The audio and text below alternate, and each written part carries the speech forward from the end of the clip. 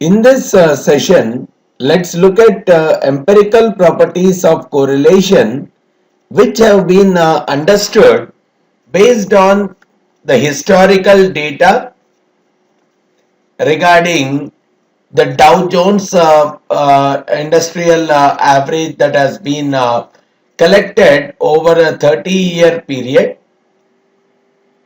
and of all the companies which constituted the DJIA.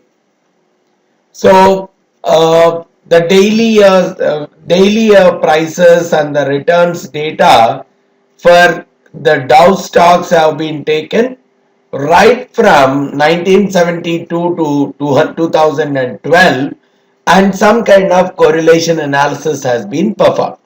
So there are 30 stocks on DJIA, and for each month a pairwise correlations have been computed, which means 30 C2 correlations have been computed, 30 into 29 by 2.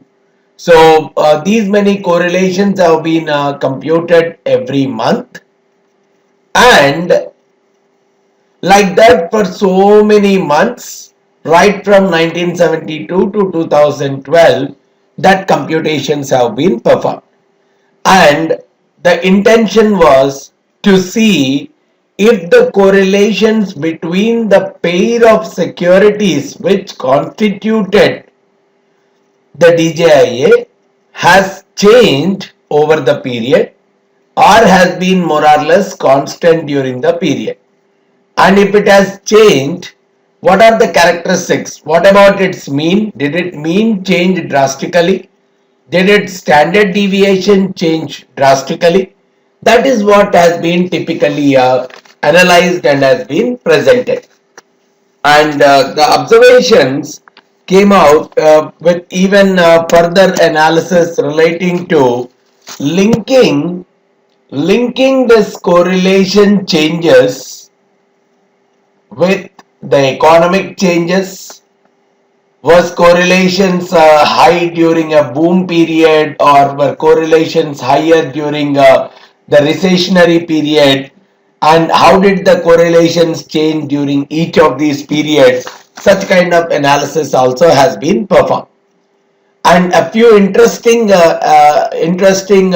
observations that came out from the analysis were, when the economy was really very strong in a kind of a booming phase, when it is really growing, what has been observed is the correlations were very low. The average correlation which was taken was the lowest during the booming periods, whereas during the recessionary periods it was observed that the correlation between the securities was highest. A very interesting observation, because when the markets are typically down, we see that the correlations are going to be much higher. All of them will keep falling down and down. So that is what is being confirmed even by this study as well. Correlation levels were lowest when the economy was really strong, because when the economy is generally strong, what we see is whatever is the change in the prices, it is purely because of company specific, changes. Macroeconomic impact will be much lesser. All the stocks will not fall on the same day. All the stocks will not go up on the same day. Depending on the news and the kind of hype that the traders typically create, one stock goes down, the other goes up. So it's purely idiosyncratic or company specific factors contributing to the up and down in the price. Whereas during the recessionary period, mostly the macroeconomic factors play a role rather than the company specific. And because of that, whatever may be the company specific performance, we see that almost all the stocks are typically moving in the same direction, which is in the downward direction, resulting in a fall in the economy. So correlation levels during the recessionary periods were highest, and even it was very much confirmed during the period from 2007 to 2009, when there was a great economic recession. During that period, the correlation levels were drastically higher because the macroeconomic factors are really dominating the company specific factors. And during the same period, along with the correlation average, they have even looked at how the correlations were fluctuating. Were the correlations more or less consistent, or they were fluctuating? And even that they have observed that this fluctuations of the correlations was much lower when the economy was really good, and it has gone high, means there is a kind of a volatile correlation when the economy was typically in a recessionary period. So that's also one more interesting observation. So in simple, to summarize it up, when the economy is in good or in booming phase, what we typically seen is the correlations between the securities constituting the Dow was lesser, and along with the correlation being less, even the volatility of the correlation is also lesser, which means there is a consistently lesser correlation between the stocks. Whereas when it is in a recessionary, or when the economy is not doing good, the correlation was high, and at the same time the volatility of the correlation also was higher, means there is a lot of erratic changes in the correlation during the period. And this is where a good understanding is necessary for the traders and the risk managers. So just to understand, if the volatility is increasing in the correlation, if the volatility is increasing, does it mean that in the future the bad times are going to come? Such kind of understanding also need to be very much clear with the traders and the risk managers. And another important observation that is seen is, as the correlation is higher, even the volatility in the correlation is also higher. Even there is a kind of relationship plotting exercise that has been done, and what is generally observed even in that study was, as the correlation levels were higher, the volatility in the correlation was also much higher. So high correlations are added up with erratic correlation, increasing the risk much further. Low correlations, even consistency in those correlations during good times, the portfolios are working really well for the traders and the risk managers. Right? Now, another important dimension that has been brought out as a part of that study is the concept of mean reversion. It is said that the correlations, they exhibit mean reversion.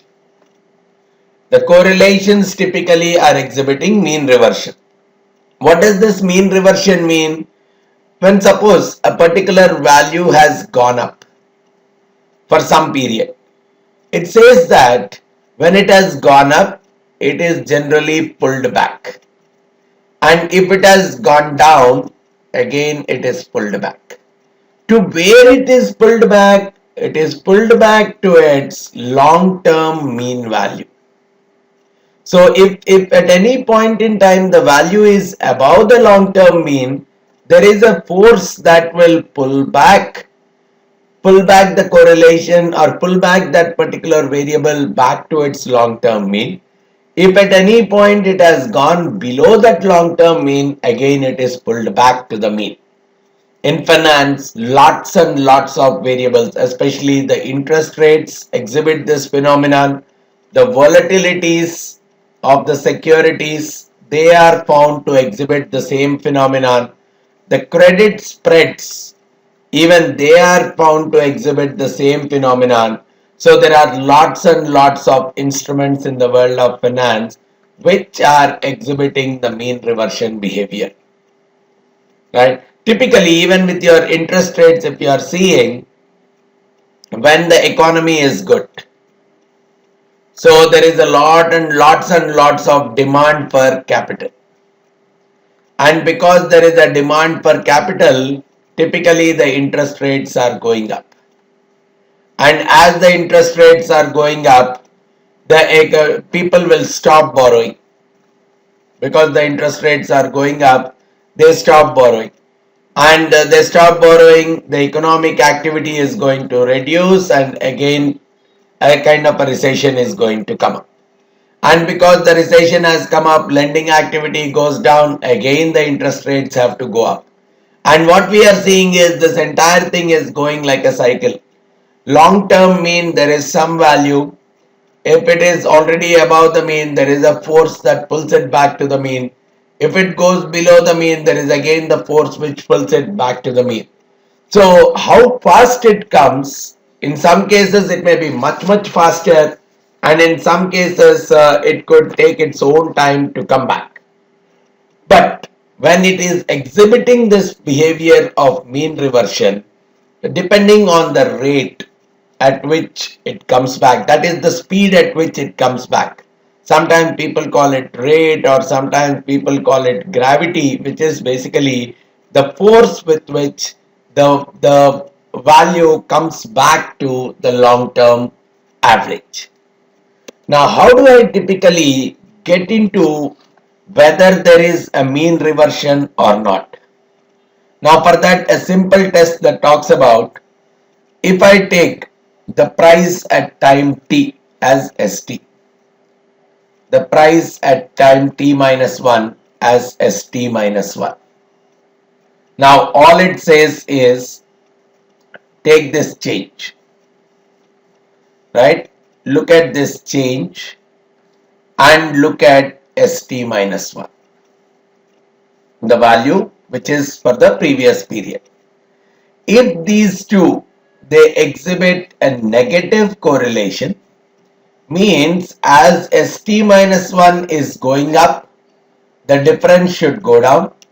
If st minus 1 is going down, the difference should go up. That is when they exhibit a negative relation. If the difference and the previous value, they exhibit a negative relationship, means the correlation is negative, that is where we say that this particular data exhibits a mean reversion behavior. So at any point, any kind of data I take, I look at the difference, and that difference I try to do a correlation with respect to the previous value, and this is where I can very well assess whether the mean revertibility is existing with that particular data or not, because it's very clear. If this value is lesser, the difference should be positive, which will pull the value up. If this value is higher, the difference should be negative, which will pull the value down. So that's the reason there should be a negative relationship between these two variables. But how faster it gets pulled is purely based on the rate of gravity, which again can very well be constructed using the simple regression process itself. What is this regression process? I can very well take st minus 1 as the dependent variable, and st minus 1 I can take it as the independent variable, and based on that we can very well try doing the regression, and based on that regression we are going to get the coefficient of this will tell us at what rate the mean revertibility is typically coming up. The simple way to look at this concept is we will start off with a typical Ornstein-Uhlenbeck process.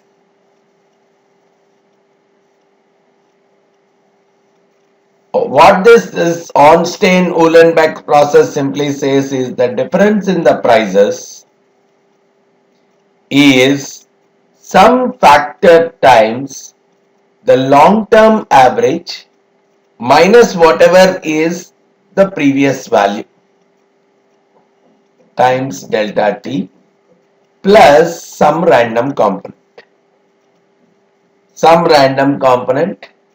Now this is purely associated with the stochastic part, because we are looking at, this is the volatility of the price, this is a normal random standard normal random variable, t is the time period.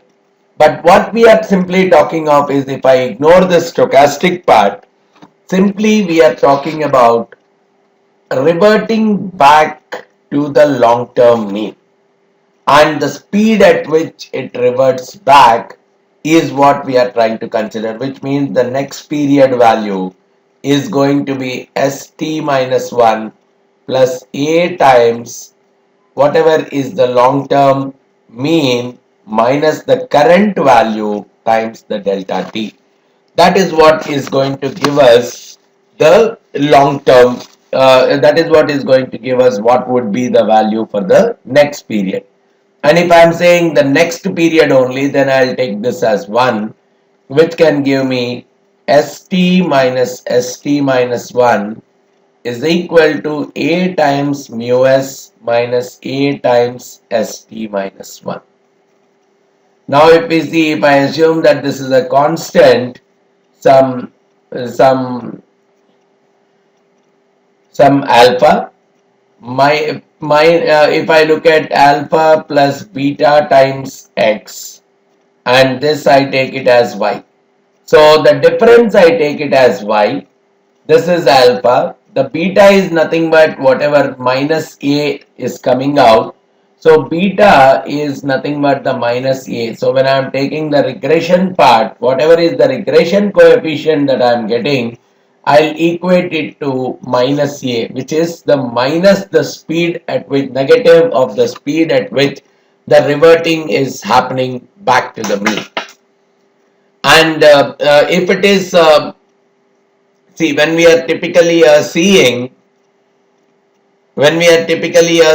this number is much, let's say if beta is coming out to minus 0.5, it means the a is going to be 0.5, which means the speed at which the reversal is happening, the speed at which the reversion to the mean is happening is at the rate of 50%. So from the current position, see, from the long term mean, there could be some kind of a long term mean. So if it is above the long term mean, it would come back to the long term mean at the rate of 50% change per period. So if it is somewhat already upward, it will come back. If it is down, it is going to go up. That is the typical kind of a relationship that is being built between the current. So simply talking about, if at all we have done a regression and I have got minus 0.5, then a is 0.5. Let's say today, last period, st minus 1 was 20, and because a is 0.5, and let's say the long term average is 25. Now what is that we are saying? The next period value st is going to be st minus 1 plus a times mu s minus st minus 1. So it's going to be 20 plus 0.5 times 5. So for the next period, the value is going to be 22.5. Now let's say the next period value is 22.5. Then for the next period, it is going to be 22.5 plus 0.5 times 25 minus 22.5. Right? So that's how it is coming closer and closer to the long-term mean. That is what is this process typically are talking about any kind of mean reversion that exists. It follows this kind of Ornstein-Uhlenbeck process, right? So this is one important observation that came out from that particular study. Then the next important concept that came out from that study is the autocorrelation. Does autocorrelation exist in the equity values? Is there a presence of autocorrelation in the equity values? So, autocorrelation is nothing but the kind of correlation that is present with respect to the past values. To what extent the current value is related with the past. So there are multiple ways of doing that analysis. One, I can use ARCH model, auto-regressive conditional heteroscedastic kind of a model, or an improvisation over it, which is a Garch model, or I could simply go with a regression, a very straightforward regression kind of a mechanism, where we are simply looking at the current values being the dependent variable and the past value being the independent variable. So when I am doing this kind of mechanism to derive the autocorrelation. Now if this value is very much positive, it means it is called as persistence. And persistence is more and more about consistency. So the more and more the positive the relationship is, the more and more persistent are the results. And one more important point to remember here is when I am looking at mean reversion versus autocorrelation, these two are probably opposites to each other. So what does that mean? If the mean reversion levels are higher, I see that the autocorrelation levels will be lower and vice versa. Because if something is going up, then it is coming back to the mean. Something is going down, it's going back to the mean. So what we are seeing is the relationship between the past variables is actually not that strong, because always it is getting pulled back to the mean. So what we see is the value is always opposite to that of the autocorrelation number will always be opposite to that of the mean reversion number. So we could clearly make out just by looking at the mean reversion speed or gravity itself, we can very well make out whether the autocorrelation is present among the particular returns or not. And coming to the equity values, because we have the study has brought out that there is a very strong mean reversion capability among the correlations. So among the correlations of the equity, what we could see is autocorrelation is not present among the correlations of the equity which are constituting the index. Then the next important point in the study was, okay, for those correlations, what was the typical distribution? What was the typical statistical distribution that was associated with those correlations? Now, is it normal? Is it log normal? Or is it beta? Or what is the actual distribution? For that, this study has actually tested 61 distributions, and the testing mechanisms they have typically used is one they have gone with to test the goodness of it. They have used Kolmogorov-Smirnov test, they have used Anderson-Darling test, as well as the chi-square test. Generally, we use chi-square. But of course, these two are also equally equally solid to typically measure the fitness, the goodness of fit of the data to a particular distribution, right? So Kolmogorov Smirnov test,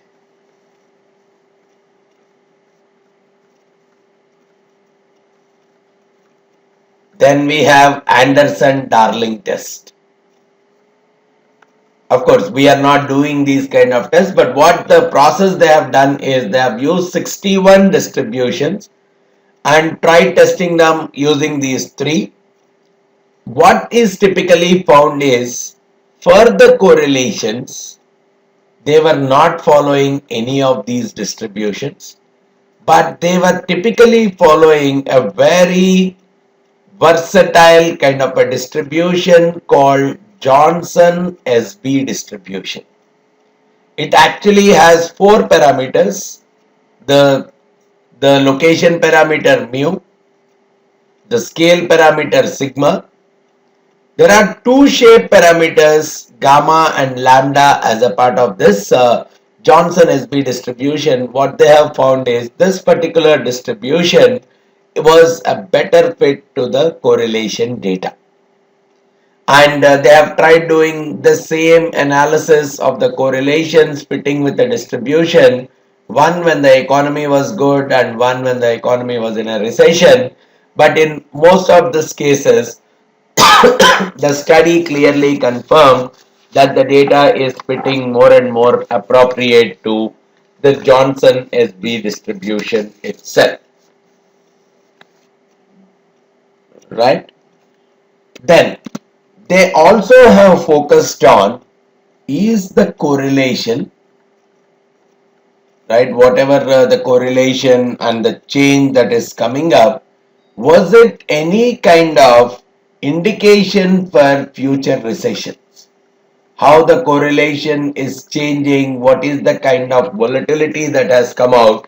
They tried looking at it, but what is typically come out as a part of their study is the correlation is very low during an expansionary period, which we have already seen.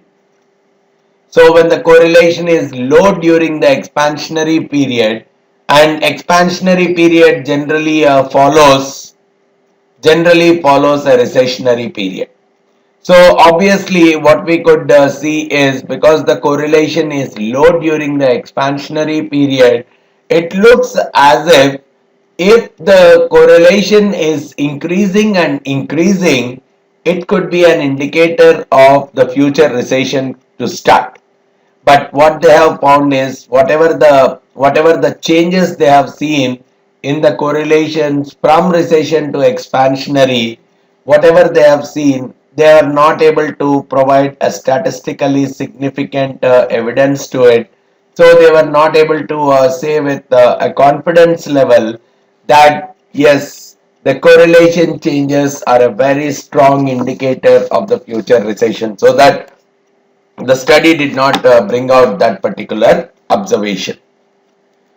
And one more dimension they have seen is just like the way they have worked out with the equities, they have even worked out with the bonds, and they have also worked out with the default probabilities. And what have been observed is coming to the correlations, the actual level of the correlation, this one was the highest. The bonds were having the highest correlation, and the equities were typically having the next, and the default probabilities were having the least possible correlation in almost all kinds of markets. Whereas when it came to volatility, this was completely lowest for the bonds, and it is very high, means it's a lot of volatile. So on one side the correlations are much lesser, average correlation is much lesser, but the standard deviation in the correlations is much higher here compared to this, means this is still in the second position in both the volatility as well as the correlation levels as well. And another important observation is the mean reversions, whatever were occurring in the bonds as well as in the default probabilities, the mean reverting speed was much lesser compared to equity, where the reversion was happening at much faster rate. And coming to the distributions, they clearly observed that even the default probability distribution, the correlations of the default probabilities also, they were more better fitting with the Johnson SB distribution itself, best coming out through the Johnson SB distribution itself. But when it came to the bonds, they were able to fit a generalized extreme value distribution much appropriately, and even a normal distribution also came out much better, but not the Johnson SB distribution. So with respect to the bonds, the correlation between the bonds, they were able to observe that the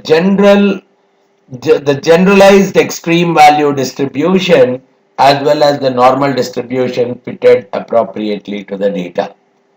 So all these observations typically came out just with one major study that has been conducted by taking the data from the Dow Jones over more than 30 years of time, and trying to do all kinds of correlation computation on those kind of data sets, right? So which has actually given us a good picture in terms of the typical properties that are associated with correlation and how they are actually behaving in the real world.